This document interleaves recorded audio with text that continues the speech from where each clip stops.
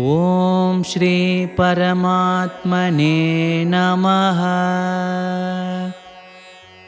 ಅತ ಪ್ರಥಮೋಧ್ಯಾಯಃ ಅರ್ಜುನ ವಿಷಾದಯೋಗಃ.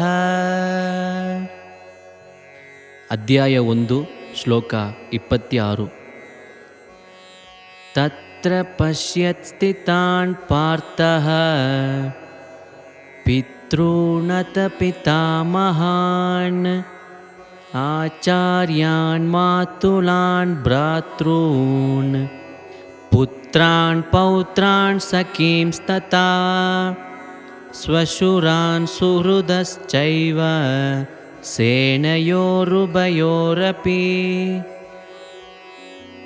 ಶ್ಲೋಕನ ಅರ್ಥ: ಅಲ್ಲಿಯೋಗೆ ಎರಡು ಪಡೆಯೋ ಅವಕ ಅಪ್ಪನವಕ, ಅಯ್ಯನವಕ, ಗುರುವಕ, ತಮ್ಮನವಕ, ಅಣ್ಣ ತಮ್ಮರು, ಕುಣ್ಣಪ್ಪ ದೊಡ್ಡಪ್ಪ ಮಕ್ಕ, ಮಾತೀವ್ಕ, ಅಣ್ಣ ತಮ್ಮರು ಮಕ್ಕ, ಅವಕ ಪೇರ ಕುಣವೆ, ಅಟ್ಟಿ ಕುಣವೆ, ಮೊಮ್ಮನೆಲ್ಲ ಒಳ್ಳಿತು ಮಾಡೋಕೆಲ್ಲ ಇಬ್ಬುದನ್ನ ಅರ್ಜುನ ನೋಡಿದ.